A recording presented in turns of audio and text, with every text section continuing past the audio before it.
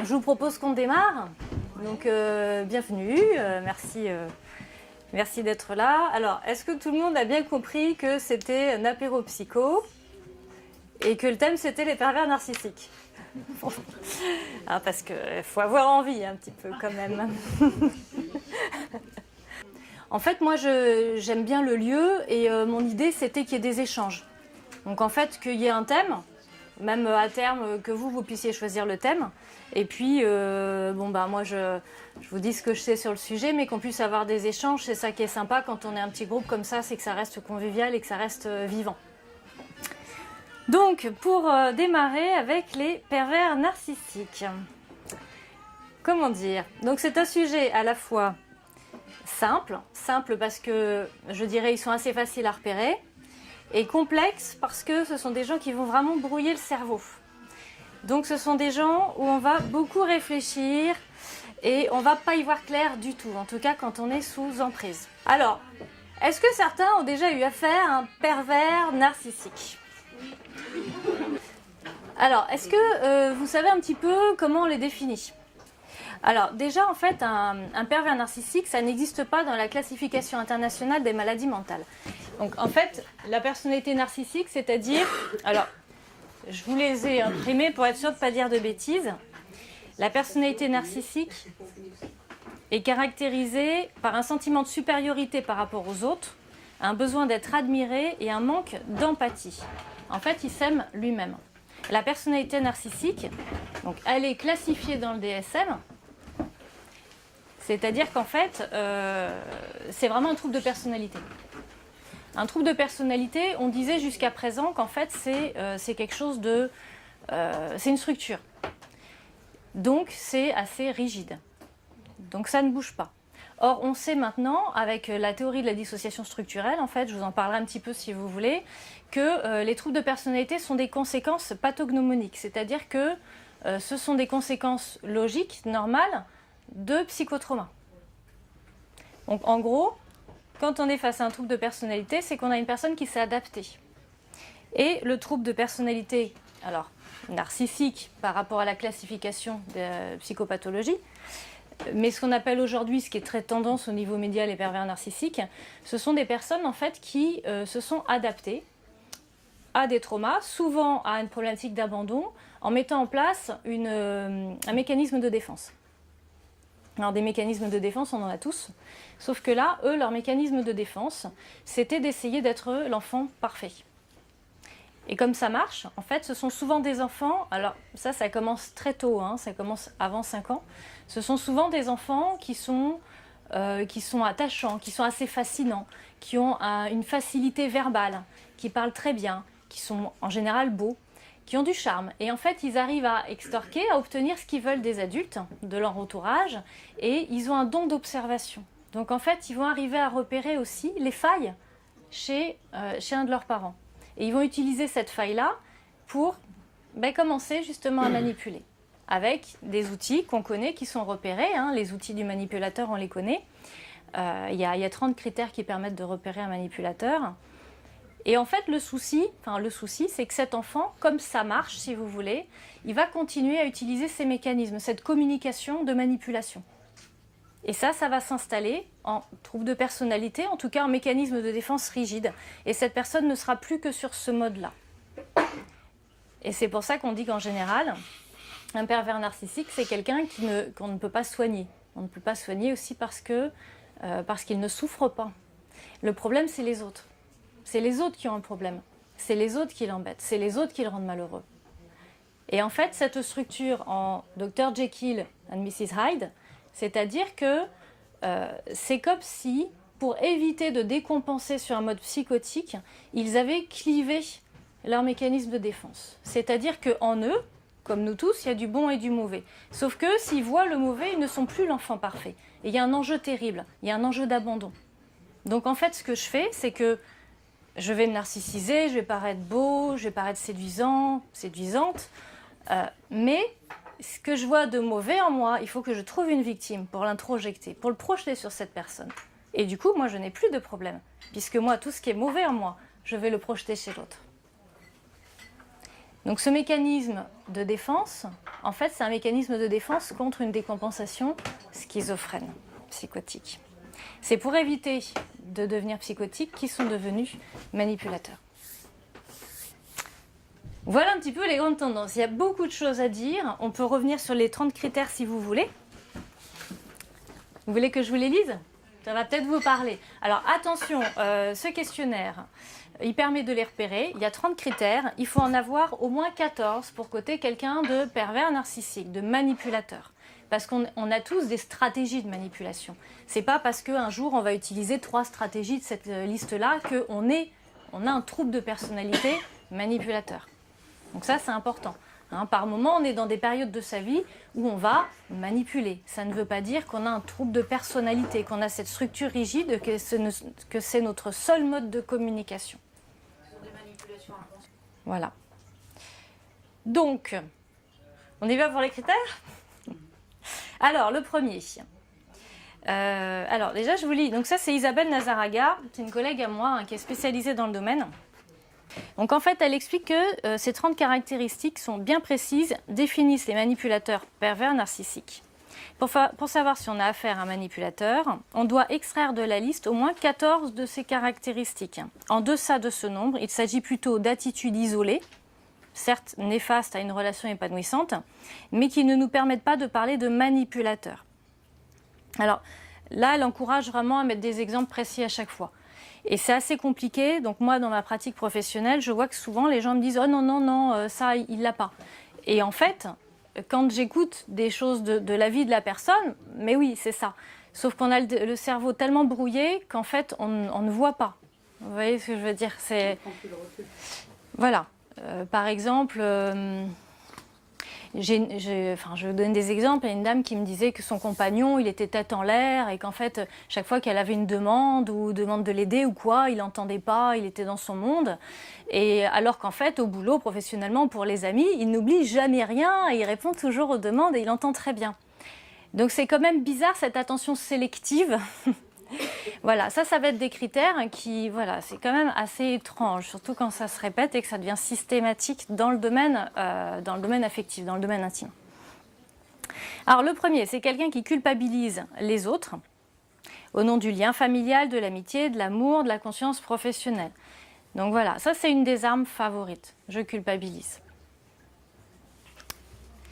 Le deuxième, il reporte sa responsabilité sur les autres ou se démet des siennes. C'est jamais de sa faute. Alors ça, c'est vraiment une constante. Parce que sinon, on ne peut pas. On ne peut pas se regarder comme étant imparfait, comme ayant une faille ou comme ayant fait une erreur. C'est impossible, sinon c'est la décompensation, quoi. Il ne communique pas clairement ses demandes, ses besoins, ses sentiments, ses opinions. Donc en fait, ça va toujours être ce qu'on appelle, nous, une communication à double fond. Il n'y a pas de demande claire. C'est « Oh, ben, j'aimerais bien... j'en sais rien, j'aimerais bien que tu mettes cette robe ce soir, elle me plaît beaucoup. » Ça va être « Oh, tu vas quand même pas sortir comme ça. » Donc on sent bien qu'il y a une demande, mais c'est pas une demande. C'est comme le, vous savez, c'est comme le Canada Dry. Il ressemble à l'homme parfait, il ressemble à l'homme empathique, ou la femme parfaite.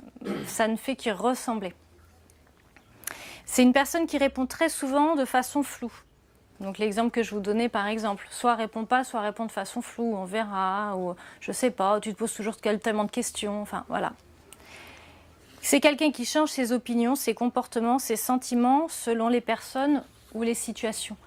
Donc ça c'est très vrai parce qu'en fait ce sont des personnes un peu des caméléons ou à double visage. Ce sont des personnes qui vont avoir vraiment une facette sociale, une image sociale pour l'environnement, mais dans la sphère intime, ça va être bas les masques, ils vont être complètement différents. Et ça, on peut le voir, parfois, il y a un dîner, ça se passe bien, la personne est très à l'aise, c'est l'amuseuse des foules.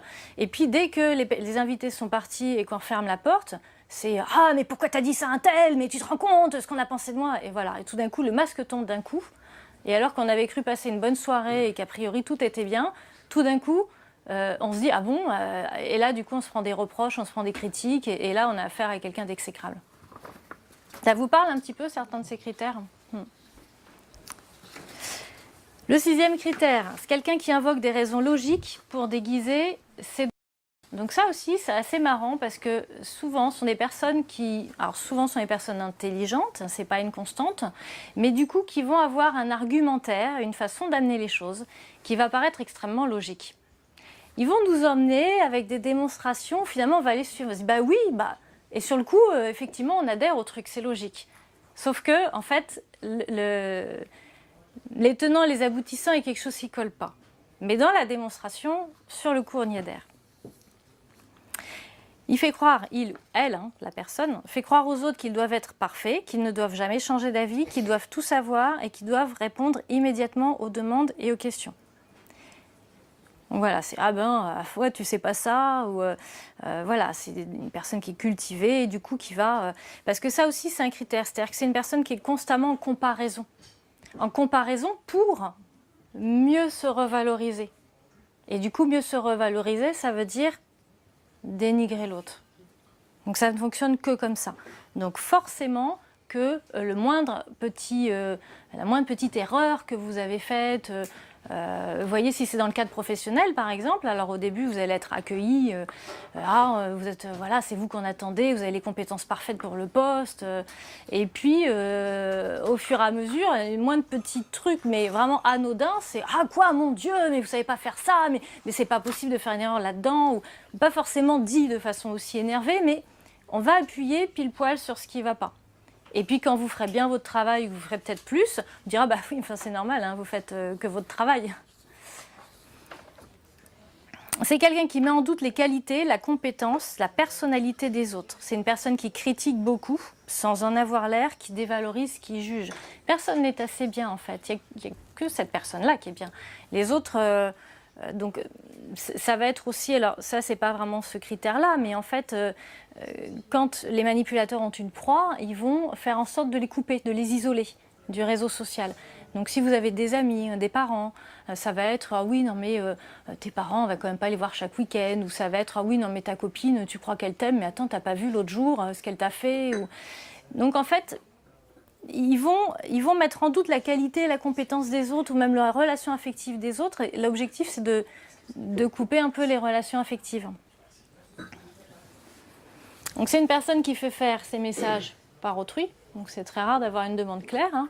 C'est-à-dire que, vous voyez, j'ai un exemple typique là d'une jeune femme qui me disait, donc elle a renoué avec ses parents qu'elle ne voyait plus pour des problèmes de manipulation, elle a renoué, et puis elle me dit, c'est quand même bizarre parce qu'il y a ma sœur qui m'appelle, et puis qui me dit, oui, tu sais, maman, elle est vraiment pas bien, elle n'a pas eu de tes nouvelles, elle t'en veut, elle est pas bien, elle m'a dit que tu l'appelais pas.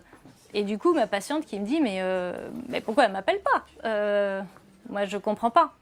Donc là, on est typiquement dans ce genre de cas où on fait faire ces messages par autrui.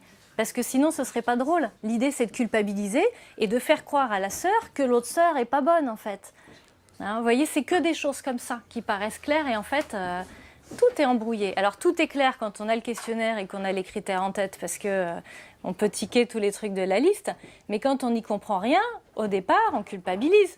On se dit, ah bah oui, j'aurais dû l'appeler, qu'est-ce que j'ai fait, ou qu'est-ce que j'ai dû dire qui l'inquiète. Enfin, une personne normale, du coup, va culpabiliser. Et c'est ce qu'ils recherchent. C'est une personne qui sème la zizanie, qui crée la suspicion, qui divise pour mieux régner. Donc ça, c'est une dimension importante. L'exemple que je vous donnais, ça peut être ça aussi, hein. Enfin, vous devez en avoir quand je vous donne des... Si vous voulez intervenir, n'hésitez pas, hein, si vous voulez illustrer mes propos. Oui, il n'y en a pas qu'un. Vous êtes en train de compter, là? Vous nous direz les scores. Bon, si c'est 30, c'est plutôt de la psychose. Hein.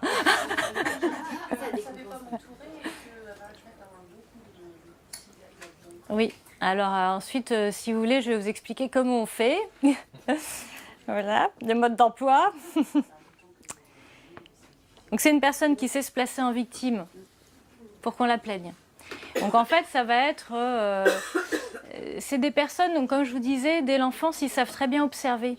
Et du coup, ils savent très bien ce qui va nous toucher, ils connaissent nos valeurs. Et ils sont très doués pour voir sur quelle corde sensible ils vont pouvoir jouer chez nous. Et en général, leurs victimes sont des personnes empathiques. Le point commun, je ne sais pas si vous avez vu sur ma page Facebook, il y en a certains qui sont allés, J'ai mis une question. Il y a un point commun entre le pervers et sa victime. Alors, qu'est-ce que c'est? Je vous ai un peu donné tout à l'heure l'info. Non, vous ne voyez pas? Alors, effectivement, il y a une faille narcissique. Et il y a surtout une anxiété d'abandon, une angoisse d'abandon. Donc ça, c'est le point commun. Sauf que lui, il a mis en place des mécanismes de défense rigides et qui seront immuables, alors que la victime est en empathique, en souffrance, et elle est à nouveau dans cette quête de rechercher de l'affection et que enfin on m'aime. Et alors pile poil, les deux schémas, là, clac. Ah ben lui au moins je vais le réparer, ah ben lui au moins il va m'aimer, ah ben voilà. Et lui il joue là-dessus. Et lui il sait très bien jouer là-dessus. Lui ou elle, je dis hein, la personne, d'accord? Parce que c'est pas unisexe. Tout à l'heure tu disais que ça pouvait commencer très jeune, vers l'âge de 5 ou 6 ans. Donc c'est inconscient à la base, à cet âge-là. C'est presque une pathologie. Quand vous dites inconscient, c'est quoi? C'est pas si je lui dis ça. Mais un enfant de 5 ans n'est peut-être pas assez calculateur pour être traité de pervers, narcissique quand même. En fait, on s'adapte. On est bien obligé de s'adapter pour se développer. On est en vie, on vit plein de choses. On vit des traumas, on vit des parents effectivement qui peuvent être abandonniques. Alors soit vraiment... Moi, ce qui me résonne, c'est surtout de me dire c'est que ça ne se soigne pas. Oui, et ça c'est important que vous l'entendiez. Oui. Qu'est-ce qui déclenche ça? C'est pas la même chose que quand on adopte des comportements de manipulation pour Oui. faire face à la vie. C'est ça. Quelques comportements, parce qu'on est tous un jour ou l'autre confrontés à ça. Mais d'un autre côté, c'est pas une structure de base. Ça ne se soigne pas. Ça ne se soigne pas parce qu'en fait c'est devenu leur seul mode de communication. Je suis en train de rechercher les différents mécanismes de défense. Mais en fait, ça ne se soigne pas parce que c'est le seul mode de communication qu'ils ont adopté. En fait, ça devient rigide comme mode de fonctionnement. C'est ça le problème. On dit souvent la normalité est pathologique. Si en tout cas, moi je dis chaque fois, je ne sais pas ce que ça veut dire.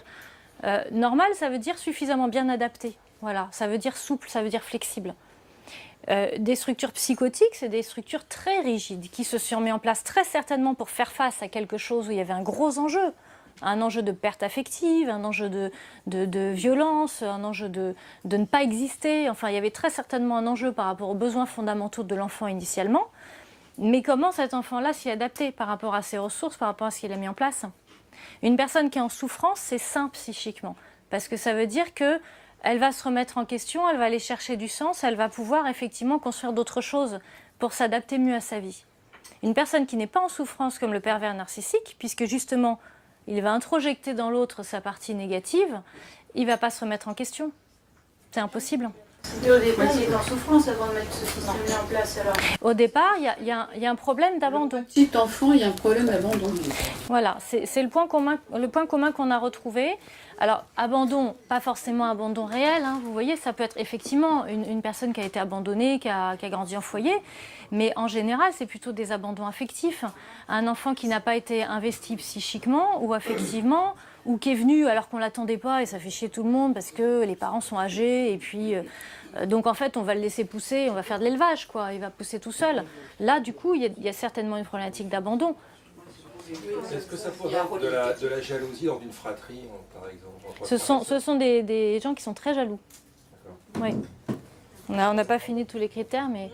Et du coup, ce que je voulais vous dire aussi, c'est que l'enjeu, en fait, c'est que ça permet d'exister, en fait. Enfin, vous voyez, ne pas exister. Quand on est un enfant, il n'y a rien de pire que nos parents ne nous voient pas. C'est la mort psychique, hein. Là, du coup, c'est certainement une pathologie lourde. Donc finalement, ce sont des enfants aussi qui soit vont briller énormément, donc ils vont devenir le centre de la famille, soit vont faire tout plein d'histoires parce qu'ils vont créer la zizanie entre les parents, ils vont s'éclater à faire ça, et du coup, on va les remarquer. Ils vont exister, puisqu'ils vont être le symptôme, ils vont être le cœur de la famille. Mais souvent, on ne voit pas que c'est eux qui créent ça, en fait, hein. Donc il vaut mieux finalement exister dans ces mécanismes-là que ne pas exister.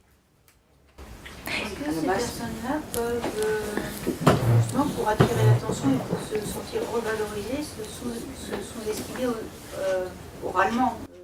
Par exemple, Ah, ils font beaucoup ça. Oui, ils font leurs victimes. Ils font leurs victimes et comme ils ont une faille narcissique, ils ont un besoin sans fond d'être narcissisés constamment. Mais c'est sans fond, ça ne marche pas, c'est stérile. Et le point commun aussi quelque part qu'il y a avec la victime, c'est que ce fait de ne pas exister, si vous voulez, ça c'est du déni en fait. Enfin, quand finalement on est avec un pervers narcissique, une perverse narcissique, et qu'il y a plein de choses qui clochent et on le voit, et que finalement on va se dire oui mais enfin bon c'est pas très grave, enfin il y a d'autres moments, il est tellement gentil, il est tellement adorable, il n'a pas fait attention, et ben nous en fait on va dénier le problème. Donc nous aussi on est clivés en tant que victimes. Donc nous aussi finalement ça nous arrange.